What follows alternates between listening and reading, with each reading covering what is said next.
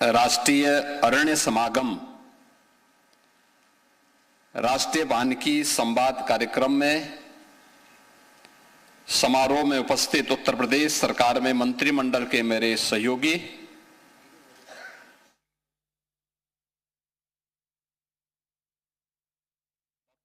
कुमार सक्सेना जी, विभाग के राज्य मंत्री श्री केपी मलिक जी, मुख्यमंत्री कार्यालय के सलाहकार श्री अवनीश अवस्थी जी, प्रमुख सचिव वन, पर्यावरण, जंतुद्यान और जलवायु परिवर्तन विभाग श्रीमती हेकाले जी मोबी, प्रधान मुख्य वन संरक्षक और विभागाध्यक्ष सुनील चौधरी जी, प्रधान मुख्य वन संरक्षक वन्यजीव श्रीमती अनुराधा वेम्बरी जी, श्री बी प्रभाकर जी, श्री ललित वर्मा जी, वन और पर्यावरण विभाग से जुड़े हुए हमारे सभी वरिष्ठ अधिकारीगण, देश के अलग अलग राज्यों से आए हुए वन विभाग के हमारे सभी वरिष्ठ अधिकारीगण, इस पूरे क्षेत्र से जुड़े हुए सभी विशेषज्ञगण और उपस्थित बहनों और भाइयों, मैं सबसे पहले अंतर्राष्ट्रीय वन दिवस के अवसर पर हर एक वन प्रेमी को हृदय से बधाई देता हूं और आज के इस राष्ट्रीय अरण्य संवाद कार्यक्रम के अवसर पर आप सभी का, जो देश भर से आए हुए वन विभाग से जुड़े हुए और प्रकृति प्रेमी हैं, उन सब का मैं उत्तर प्रदेश की राजधानी लखनऊ में हृदय से स्वागत करता हूं। वन का महत्व क्या है, यह भारत की वैदिक कालीन परंपरा से लेकर के और आज के, जब पूरी दुनिया के अंदर हम सबके सामने जो वर्तमान की चुनौतियां आई हैं, इन सभी चुनौतियों के समय में हर एक व्यक्ति ने प्रकृति के साथ हो रहे खिलवाड़ के दुष्परिणामों को झेला है, उस चुनौती का सामना वह कर रहा है। और इन्हीं सब चुनौतियों के बारे में हमारे ऋषियों ने हमें एक बात कही थी। उनका उद्घोष था कि धरती हमारी माता है, हम सब इसके पुत्र हैं। माता भूमि, पुत्रोहम पृथिव्या। हर पुत्र का दायित्व क्या होता है मां के प्रति, कि मां के साथ किसी भी प्रकार का कोई खिलवाड़ न हो, उसके सम्मान में, उसकी सुरक्षा में, उसके संरक्षण में। और मुझे लगता है कि दुनिया भर के हर एक नागरिक को इस बात को सोचना चाहिए कि उसके स्तर पर किए जाने वाले प्रयास में कहां चूक हुई है कि आज जो वैदिक कालीन सभ्यता इस बात का उद्घोष करती थी, आज वहां पर आप देख रहे होंगे पूरा एक जो मौसम चक्र है, इसमें व्यापक बदलाव, ग्लोबल वार्मिंग और ग्लोबल कूलिंग की जो समस्याएं हमारे सामने पैदा हुई हैं, यह एक नई चेतावनी हम सबको दे रही है। और उन स्थितियों में जो भारत की ऋषि परंपरा ने सदैव हमें इस बारे में कहा है, जिसके बारे में हमारे राज्य मंत्री ने भी इस बारे में चर्चा की थी कि 10 कूप समावापी 10 वापि समो हृदय, 10 हृदय समम पुत्रो 10 पुत्र समो ड्रुमा। यानी 10 कुओं के समान एक बावड़ी है और 10 बावड़ियों के समान एक तालाब, 10 तालाबों के समान एक पुत्र है और 10 पुत्रों के समान एक वृक्ष है। यानी प्रकृति में एक वृक्ष की महत्ता क्या है, इसको सर्वोपरि माना गया है, सर्वोपरि माना गया है। और इसीलिए हम सब इस बारे में जानते हैं कि वन जीवन का आधार और प्रकृति के संतुलन का भी एक महत्वपूर्ण आयाम प्रस्तुत करता है। यदि वन है तो जल है, जल है और वन है तो वायु है, और अगर वायु है तो जीवन है। यानी जीवन की कल्पना इसके बगैर नहीं कर सकती है। और इसीलिए वैश्विक दृष्टिकोण और थीम को ध्यान में रखते हुए हम सब ने भी इस बार जो अपनी इस वर्ष की थीम रखी है, फॉरेस्ट एंड इकोनॉमिक्स, यह थीम दिखाती है कि हमें पारिस्थितिकी संतुलन को बनाए रखने के लिए वनों से आर्थिक विकास और उससे मानव कल्याण के लिए कैसे हम उसको बेहतरीन तरीके से आगे बढ़ा सकते हैं।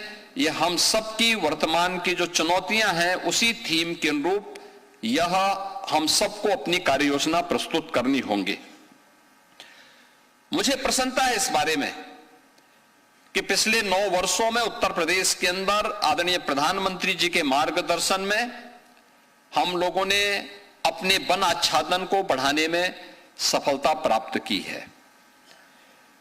ये एक प्रयास है और मेरा मानना है कि इस प्रयास में हमें सफलता प्राप्त तब हुई जब हम लोगों ने इसे जन आंदोलन बनाने का कार्य किया।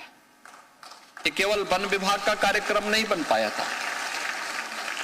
मेरा मानना है कि जब भी कोई अभियान जन आंदोलन बनता है तो उसमें सफलता प्राप्त होती है, क्योंकि उसमें समाज उसको लीड करता है, सरकार पीछे रहती है, विभाग पीछे रहता है, उसको देखता है, वॉच करता है, उसको सपोर्ट करता है।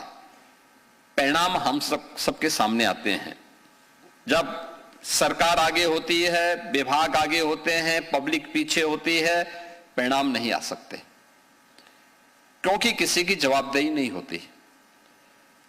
हमने पिछले 9 वर्षों में जो सफलता प्राप्त की है, इस सफलता के पीछे का आधार था कि हमने इसको जन आंदोलन बनाया, जिसमें समाज आगे था, सरकार पीछे थी।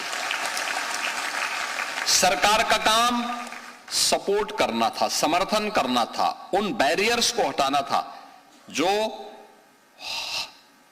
वनाच्छादन को बढ़ाने में कहीं ना कहीं जो अवरोध थे, बैरियर थे, उनको हटाने में सरकार सपोर्ट कर रही थी। मुझे याद है जब हम लोगों ने पहले वर्ष इस बारे में कहा था वन महोत्सव के अवसर पर कि हमें व्यापक पैमाने पे वृक्षारोपण करने हैं। कुल 5.5 करोड़ वृक्षारोपण हो पाए थे और हमें नर्सरी के लिए वन विभाग के पास इतनी नहीं थी। निजी नर्सरियों पर निर्भर रहना पड़ा था, निजी उद्यानों पर निर्भर रहना पड़ रहा था। हम खरीद रहे थे, किसी प्रकार से लोगों से हम सहयोग ले पा रहे थे।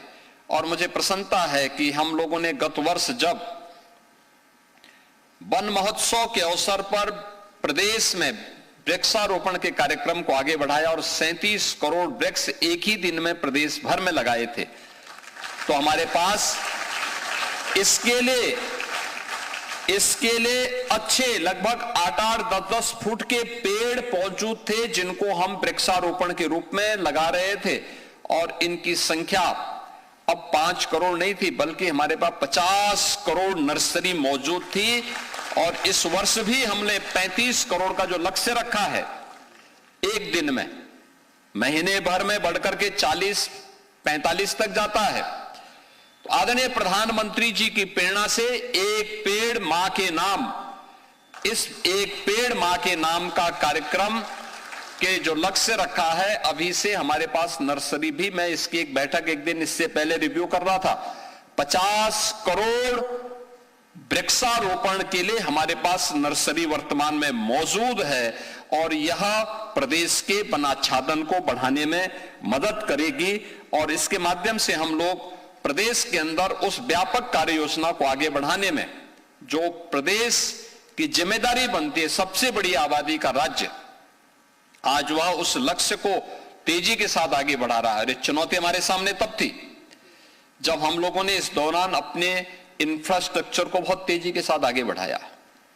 स्वाभाविक रूप से बहुत सारी जगह पेड़ काटने पड़े होंगे, बहुत सारी जगह हम लोगों ने इंफ्रास्ट्रक्चर के नाते पेड़ों को शिफ्टिंग भी की होगी और भी व्यापक पैमाने पे काम हुआ। उत्तर प्रदेश वर्तमान में यह मान करके चलिए कि लगभग 2 लाख करोड़ का अपना कैपिटल एक्सपेंडिचर खर्च कर रहा है लगातार पिछले कुछ वर्षों से। देश के अंदर सर्वाधिक धनराशि है ये। तो सबसे बड़ा इंफ्रास्ट्रक्चर प्रदेश के अंदर पर धनराशि इंफ्रास्ट्रक्चर पर खर्च होने के बावजूद उत्तर प्रदेश का वन आच्छादन बढ़ना एक सुखद अनुभूति कराता है और मुझे लगता है कि चीजें दिखती हैं कि हम इन कार्यक्रमों को आगे बढ़ा सकते हैं। और उसी का परिणाम था कि हम लोगों ने पिछले 9 वर्ष में 242 करोड़ वृक्षारोपण करने में सफलता प्राप्त की है और अब ये बढ़ करके लगभग 10% तक पहुंच चुका है। हमारा ये मानना है उत्तर प्रदेश का वन आच्छादन उतना होना चाहिए जितना देश की आबादी यूपी के अंदर रहती है, यानी लगभग 16 से 17% तक पहुंचाने के इस कार्यक्रम को हमको आगे बढ़ाना होगा। और इस दिशा में हम लोगों ने 17 में केवल एक हमारे पास रामसर साइट थी, आज इसकी संख्या बढ़कर के 11 हुई है और हमारा प्रयास है कि हम इसकी संख्या को बढ़ा करके बहुत शीघ्र 100 तक ले जाने की दिशा में आगे बढ़े हैं।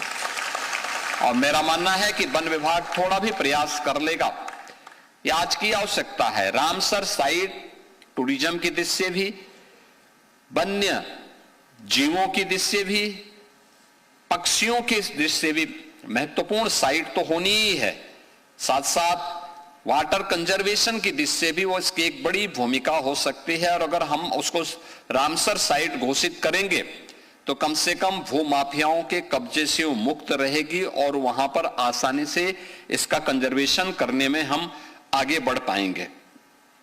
हमें इस दिशा में विभिन्न प्रकार के पहल इस दौरान हम विभाग के स्तर पर हुए हैं, जिसमें अटल वन है, एकलव्य वन है, त्रिवेणी वन है, ऑक्सी वन है, सिटी वन है, ये सभी प्रकार की स्थापना के कार्यक्रम हुए। गंगा और यमुना जैसी पवित्र नदियों के किनारे, सरयू जैसी पवित्र नदियों के किनारे व्यापक वृक्षारोपण के कार्यक्रम चले हैं। एक्सप्रेसवे और राजमार्गों के दोनों तटों पर बड़े पैमाने पर हम लोगों ने उपयुक्त प्रजाति के वनों के रोपण के कार्यक्रम को आगे बढ़ाया है और प्रदेश इस दिशा में तेजी के साथ आगे बढ़ने का काम किया है। हमारे प्रदेश के अंदर इस दौरान हम लोगों ने 1 डिस्ट्रिक्ट 75 डिस्ट्रिक्ट यूपी के अंदर है, हर जिले के अंदर एक नदी के पुनरुद्धार के कार्यक्रम को भी अपने हाथों में लिया है। और मेरा मानना है, मैं आपको बताते हुए प्रसन्नता है कि हमारे लगभग सभी जनपदों ने कम से कम एक नदी का पुनरुद्धार का कार्य सफलतापूर्वक अपने अपने जनपद में किया है। इसमें जौनपुर में पीली नदी जनपद के में सफलता की एक नई कहानी है, ऐसे जालौन के अंदर हुआ है। उत्तर प्रदेश देश के अंदर पहला राज्य है, आपने देखा होगा अभी हम लोगों ने कार्बन फाइनेंस प्रोजेक्ट के अंतर्गत कार्बन क्रेडिट के लिए कृषकों को भी धनराशि वितरण का कार्य किया और उत्तर प्रदेश देश का पहला राज्य है जिसने इस दिशा में अपने कार्यक्रम को आगे बढ़ाया है। दुधवा नेशनल पार्क, इसमें इको टूरिज्म को बढ़ावा देने के लिए भी सरकार ने अपने स्तर पर कार्यक्रम को आगे बढ़ाया। इसमें तमाम प्रकार के कनेक्टिविटी के मुद्दे को लेकर के लखनऊ से, बरेली से वहां की कनेक्टिविटी को बेहतर बनाने के लिए और एयर कनेक्टिविटी को भी हम लोगों ने वहां पर प्रभावी बनाया है। और आज प्रदेश के अंदर वन पर आधारित जो उद्योग हैं, जो इस वर्ष की थीम भी है, इस प्रकार के लगभग 2467 ऐसे ग्रीन इकोनॉमी मॉडल के जो वन आधारित उद्योगों की स्थापना का कार्य भी लगभग यानी 2467 ये अब तक यूपी के अंदर स्थापित हुए हैं। हम सबको इस बारे में ध्यान रखना होगा, जो चीजें हमारे सामने आई हैं और जिस बातें हमारे सामने हैं। अक्सर हम जाते हैं, किसी भी जू में आप जाएंगे, हम अगर किसी नेशनल पार्क में जाते हैं तो हर एक व्यक्ति वहां एक चीज देखने के लिए जाता है, और मैं अक्सर इस बात को देखता हूं, वहां हिरण को देखने कम जाते हैं, बाघ को देखने ज्यादा लोग जाते हैं। अक्सर मैं देखता था गोरखपुर में प्राणी उद्यान बना है, जब शुरू में वहां टाइगर नहीं था तो मैं बच्चों से कहता था तुम लोग गए कि नहीं गए वहां, तो स्कूली बच्चे कहते थे कि गए थे लेकिन आता था। मुझे बड़ा संकोच होता था, भाई अब हमने बड़ी मेहनत करके उसको चालू किया है और सब लेकिन कहते हैं। और अब मैं देखता हूं कि वहां प्रतिदिन 8 से 10 हजार लोग आते हैं उस जू में।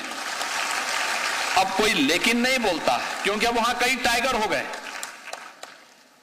टाइगर हैं, लोग बड़े उसके साथ जाने के देखते हैं। ये जो टाइगर है ना, और ठीक है, एक चुनौती है हमारे सामने कि कभी कभी मानव वन्य संघर्ष होता है, और उत्तर प्रदेश देश का पहला राज्य है जिसने मानव वन्य संघर्ष को आपदा की श्रेणी में लेकर के अपनी ओर से सहायता देना प्रारंभ किया। लेकिन एक जो हमारे सामने है, मैं अक्सर इस बात को देखता हूं, तो ठीक है उसके सामने कुछ चुनौतियां होंगी, उनकी संख्या बढ़ गई होगी। नेपाल के अंदर व्यापक पैमाने पे वहां पे वृक्ष काटे गए, वहां पर इल्लीगल जो कटान हुई है, इसके नाते भी वहां के भी वन्य जीव उत्तर प्रदेश के अंदर ही इस पूरे हमारे दुधवा में और उसके अगल बगल के जो पार्क हैं उसमें आए हैं। लेकिन वन्य जीव हमला अचानक नहीं करता है। अगर मैं करता हूं लेपर्ड वगैरह को छोड़ दें तो सामान्यतः टाइगर अचानक हमला नहीं करता है। हाँ, अगर उसके छोटे बच्चे हैं, उसके बीच में कोई व्यक्ति जाता है, क्योंकि हम लोगों ने तो बचपन से हम देखते हैं टाइगर कभी अचानक हमला नहीं करता है, लायन अचानक हमला नहीं करता। हाँ, उसके क्षेत्र का अतिक्रमण करके हम जबरन करने का प्रयास करें, जब उसको लगता है कि मुझ पे हमला कोई कर सकता है तभी वह हमला करता है, अन्यथा नहीं हमला करता। क्योंकि मैं बचपन से उनकी प्रकृति को जानता हूं, देखता हूं। क्योंकि मेरा जन्म जहां हुआ था, मेरे घर से मुश्किल से 50 मीटर की दूरी से जंगल प्रारंभ हो जाता था, और जंगल प्रारंभ होता था, हम लोग देखते थे, कभी छेड़ता नहीं था, उसने कभी हमें नुकसान नहीं पहुंचाया, हमारे पशुओं को कभी नुकसान नहीं पहुंचाया, कभी नहीं। लेकिन अगर हम उसके साथ, उसकी सुरक्षा के साथ खिलवाड़ करेंगे तो स्वाभाविक रूप से वो हिंसक होगा, या उसका दायरा हम सीमित करने का प्रयास करेंगे तो हिंसक होगा। और इसीलिए प्रदेश सरकार ने उस समय की चुनौती को ध्यान में रख करके जो हमारे सामने आई थी, मैं तो देख रहा था अभी पिछले दिनों, गत वर्ष एक टाइगर यहां सीतापुर में आया, उसने एक भी मानव को क्षति नहीं पहुंचाई। वो कर्तनिया से या फिर दुधवा से ही आया होगा, और यहां आकर के बहुत यंग था, लगभग 7-8 वर्ष का था, और कई दिनों तक रहा। उसको पकड़ने के लिए तमाम प्रयास किए गए, रेस्क्यू के लिए अनेक टीमें लगी। मेरी चिंता यह थी कि कोई इसको मार न दे, क्योंकि लोग मांग करने लगते हैं किसी के पशु को नुकसान पहुंचाएगा तो। और मैं लगातार उसकी मॉनिटरिंग करता था यहां से, भाई देखो उसको नुकसान ना हो, और रेस्क्यू करके उसको गोरखपुर जू ले जा रहे थे। मैंने कहा जू में क्यों ले जा रहे हो, 7 वर्ष का है, उसको वापस जंगल में छोड़ दो, दुधवा में कर्तनिया में छोड़ करके आओ उसको।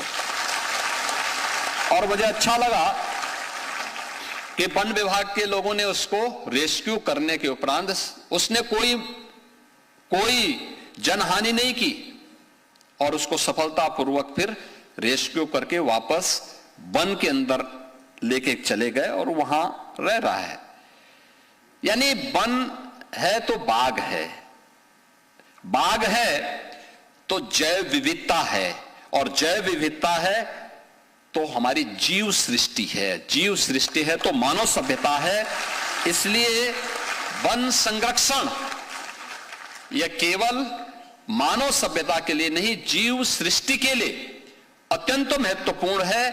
और इसलिए जीव सृष्टि में सर्वश्रेष्ठ कृति ईश्वर की मनुष्य है, तो मनुष्य की सबसे बड़ी नैतिक जिम्मेदारी बनती है कि हम इस ऑनरशिप को अपने ऊपर लें और वन के संरक्षण के लिए हम अपने स्तर पर प्रयास करें। हम लोगों ने इस वर्ष भी वन विभाग के बजट को अच्छा खासा किया है। देखिए, कुछ विभाग ऐसे होते हैं जहां पर पैसे के लिए हम कभी हाथ नहीं बांधते, पर्याप्त मात्रा में धनराशि उपलब्ध करवाते हैं। जैसे सुरक्षा के मुद्दे पर हम लोग जब आए थे तब से आज की तुलना में अगर उत्तर प्रदेश के अंदर सुरक्षा के मुद्दे पे बजट आप देखेंगे तो ये कई गुना हम लोगों ने बढ़ा करके दिया है। हम लोगों ने कहा यहां कॉमन मैन की सुरक्षा के साथ कोई खिलवाड़ नहीं हो सकता। ऐसे फॉरेस्ट में भी हम लोगों ने सामाजिक वानिकी के लिए 800 करोड़ रुपए विभाग को दिए हैं, पौधशाला प्रबंधन के लिए 220 करोड़ दिए हैं, वन बल आधुनिकीकरण के लिए इनको 10 करोड़ दिए हैं, रानीपुर टाइगर रिजर्व के संरक्षण के लिए 50 करोड़ का कार्पस फंड भी दिया है, क्लीन एयर मैनेजमेंट के लिए 194 करोड़ दिए हैं, और वानिकी विश्वविद्यालय के लिए जो बनने जा रहा है उसके लिए भी 50 करोड़ रुपए इन्हें उपलब्ध करवाए हैं। और प्रदेश के अंदर मुझे याद है 2017 के पहले गांगे डॉल्फिन लगभग समाप्त सी हो गई थी। आदरणीय प्रधानमंत्री जी की प्रेरणा से आज देश के अंदर नमामि गंगे परियोजना के बाद गांगे डॉल्फिन फिर से देखने को मिल रही है। और मुझे बताते हुए प्रसन्नता है कि जो नदी डॉल्फिन जनगणना हुई थी 23 में, देश के अंदर 6,327 डॉल्फिन में से अकेले उत्तर प्रदेश में 2,397 उत्तर प्रदेश में ये पाई गई। जटायु संरक्षण केंद्र के रूप में हम लोगों ने रेड हेडेड जो जटायु था, गिद्ध था, उसका संरक्षण का केंद्र गोरखपुर में बनाया है और सफलतापूर्वक वहां पर वह संचालित है। उत्तर प्रदेश देश के अंदर कार्बन नेट कार्बन के लक्ष्य को प्राप्त करने के लिए जो कार्य प्रारंभ किया है उसमें हमारी जो इलेक्ट्रिक व्हीकल पॉलिसी है वह बहुत अच्छी बनी है और यह देश के अग्रणी राज्यों में उत्तर प्रदेश की गिनती होती है। इसमें एक इलेक्ट्रिक व्हीकल के मैन्युफैक्चरिंग की यूनिट उत्तर प्रदेश में इसी लखनऊ में हम लगा चुके हैं और प्रदेश के अंदर वर्तमान में हम 7 सिटी में तो पब्लिक ट्रांसपोर्ट के लिए मेट्रो का संचालन कर रहे हैं। देश की पहली रैपिड रेल उत्तर प्रदेश के अंदर संचालित हो रही है और पब्लिक ट्रांसपोर्ट के लिए हम लोगों ने प्रदेश के अंदर 700 से अधिक इलेक्ट्रिक बसेज उपलब्ध करवाई हैं और देश के अंदर सर्वाधिक ई रिक्शा भी उत्तर प्रदेश के पास मौजूद हैं, जहां पर ये चीजें तेजी के साथ आगे बढ़ी हैं। प्रदेश के अंदर नेट जीरो के इस लक्ष्य को प्राप्त करने की दिशा में जो अन्य कार्य प्रारंभ हुए हैं, इनमें अयोध्या जो हमारी पौराणिक सिटी है, इसको हमने सोलर सिटी के रूप में डेवलप करने का काम प्रारंभ किया है। 18 अन्य जो म्युनिसिपल कॉरपोरेशन है, इनको भी सोलर सिटी के रूप में विकसित करने के दिशा में सरकार के द्वारा कार्य प्रारंभ हुआ है। प्रधानमंत्री जी की महत्वाकांक्षी जो योजना है कि पीएम सूर्य घर मुफ्त बिजली योजना, इसमें 1400 मेगावाट से अधिक विद्युत उत्पादन की क्षमता के अब तक 4 लाख रूफटॉप सोलर हम स्थापित कर चुके हैं। आप अनुमान करें 1400 मेगावाट का विद्युत उत्पादन उसके माध्यम से हो रहा है और हम लोगों ने 2022 में एक लक्ष्य रखा था कि हम अगले 5 वर्ष के अंदर यानी 2027 तक 22,000 मेगावाट की रिन्यूएबल एनर्जी विकसित करेंगे और इस दिशा में हमने कार्य प्रारंभ किया है।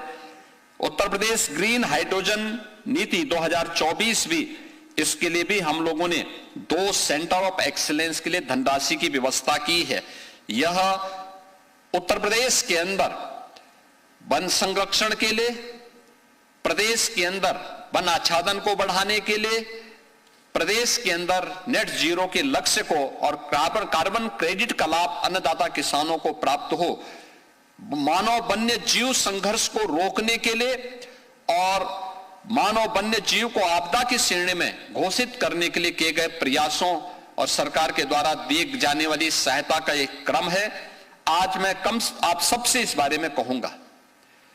अभी जुलाई मास में हमारा फिर से वन महोत्सव का कार्यक्रम होगा और हम सब की जिम्मेदारी बनती है कि हर व्यक्ति कम से कम एक पेड़ मां के नाम अवश्य लगाएं।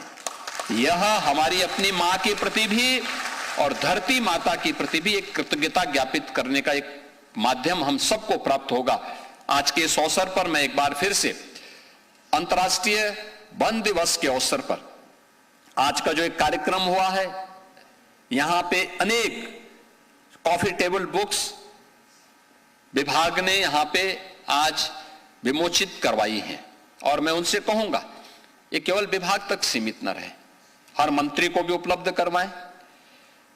हर एयरपोर्ट पर, हर रेलवे स्टेशन पर और विश्वविद्यालयों के निजी और गवर्नमेंट के निजी विश्वविद्यालय हो, चाहे वह गवर्नमेंट के विश्वविद्यालय हो, चाहे वह एग्रीकल्चर के यूनिवर्सिटीज हो, और वन विभाग के हर एक कार्यालय में भी एक कॉफी टेबल बुक जानी चाहिए, क्योंकि बहुत कुछ उसमें रोचक जानकारियां मिलती है और उपलब्धियों से जुड़ी हुई एक महत्वपूर्ण उपलब्धियां भी उसके साथ जुड़ी होती हैं। एक कॉफी टेबल बुक वहां तक हमें पहुंचाने का कार्य करना चाहिए। पहुंचवाएंगे तो विभाग के बारे में लोगों को एक सही जानकारी मिल पाएगी। यहां पे जिन बच्चों को, जिन लोगों को उपलब्ध यहां पे सम्मान दिया गया है, जिन्होंने कार्बन क्रेडिट के लिए जिन किसानों ने अच्छा काम किया है, ऐसे हमारे पास एक लंबी श्रृंखला है। उन किसानों को निरंतर हमारा संवाद होना चाहिए और नए किसानों को इसके साथ हमें जोड़ने की कार्रवाई को भी प्रोत्साहित करना चाहिए। वन से जुड़े हुए जो हमारे कास्ट से जुड़े हुए उद्योग हैं, इसको भी हमें प्रोत्साहित करने की दिशा में, अगर कोई किसान अपने खेत पर पेड़ लगा करके उसमें मदद करता है तो हमें उसको परमिशन देने में किसी भी प्रकार की कोताही नहीं बरतनी चाहिए। हां, शर्त तो जोड़नी चाहिए, एक पेड़ काटोगे कम से कम 10 पेड़ लगाओगे, उसका वेरिफिकेशन होना चाहिए और उसको जियो टैगिंग करने की व्यवस्था करनी चाहिए, तब किसान प्रोत्साहित होगा। हमें अन्य विभागों के साथ भी बेहतर संवाद को आगे बढ़ाना चाहिए। और जो हम लोगों ने पहले इस बारे में कहा था कि विरासत वृक्ष घोषित करने की कार्रवाई, 100 वर्ष पुराने जितने पेड़ हैं उनको विरासत वृक्ष के रूप में आगे बढ़ाना। आप देखेंगे देश के अंदर सबसे पुराना वृक्ष कोई है तो यहां बाराबंकी में ही है, 5000 वर्ष पुराना उसका इतिहास है, इसी बाराबंकी में मौजूद है। पारिजात का है और इतना पुराना है। ऐसे ही मैं जब गोरखपुर में जाता हूं, हमारे मंदिर कैंपस में 2 पेड़ ऐसे हैं, यानी एक पेड़, जिस पेड़ के नीचे भारत सेवाश्रम संघ के संस्थापक स्वामी प्रणवानंद जी ने 1912 में, यानी आज से 114 वर्ष पहले दीक्षा ली थी गोरखमी पीठ में आकर के, उसी पेड़ के नीचे उन्होंने दीक्षा ली थी। वह पेड़ आज भी उसी रूप में आम का पेड़ है और उसी रूप में ऐसे फैला हुआ है। आप सोचो, उस समय भी वह पेड़ ऐसे ही था। जो पुराने चित्र दिखते हैं, पुराने चित्र जो बने हैं उसी रूप में बने हैं। और आप आश्चर्य करेंगे कि उस पेड़ में आज भी एक ही पेड़ है, शाखाएं अलग अलग हैं और कई वैरायटी के आम आते हैं उसमें आज भी। आप सोचो, 1912 में भी वह फल दे रहा था और आज भी फल देता है। कहीं मिलेगा ऐसा पेड़? यानी 1912 में भी फल दे रहा था, आज भी फल दे रहा है। मैंने अब उसके लिए एक वाटिका तैयार की, वहां पर उसको बचाने के लिए मेरे गुरुजी ने भी की थी कि उसकी जो टहनियां थी बहुत फैल रही थी, वजन पड़ रहा था, उसको सपोर्ट करने के लिए फिर उसको आगे बढ़ाया गया। सपोर्ट करने के लिए हम लोगों ने नीचे से उसको सपोर्ट दिया। आज भी वह वैसे ही पड़ा हुआ है, एकदम आध्यात्मिक वातावरण वहां देखने को मिलता है। ऐसे वहां पे कुछ पीपल हैं, बरगद हैं, एकदम ऐसे लगता है जैसे उनका आशीर्वाद हम सब के ऊपर ऐसे बरस रहा हो। आप सोचो, कई पीढ़ियों को उन्होंने देखा है, कई पीढ़ियों को देखा है। ये विरासत के वृक्ष, इनका संरक्षण करना, इनको काटने से बचाना, ये हम लोगों को जागरूक करेंगे तो लोग जागरूक होंगे, इस अभियान के साथ जुड़ेंगे। आज का ये जो यहां पर आज उत्तर प्रदेश वन विभाग के द्वारा अरण्य संवाद का कार्यक्रम अंतर्राष्ट्रीय वन दिवस के अवसर पर आयोजित किया गया है। 17 राज्यों के वन विभाग के अधिकारी और पर्यावरण से जुड़े हुए प्रकृति प्रेमी आज इस कार्यक्रम में आए हैं। अवश्य इस दिशा में हम वर्तमान की उन चुनौतियों का सामना करने के लिए कैसे ठोस पहल आगे बढ़ा सकते हैं, इस दिशा में आप लोग इस पहल को, एक सार्थक पहल को आगे बढ़ाने में अपनी महत्वपूर्ण भूमिका का निर्वहन करेंगे। महत्वपूर्ण सुझाव उत्तर प्रदेश को भी देंगे, इस विश्वास के साथ इस पूरे कार्यक्रम के प्रति मैं अपनी शुभकामनाएं देता हूं। धन्यवाद। जय हिंद। बहुत बहुत धन्यवाद माननीय, आपके प्रेरणादायी उद्बोधन और बहुमूल्य मार्गदर्शन के लिए। निश्चित रूप से आपके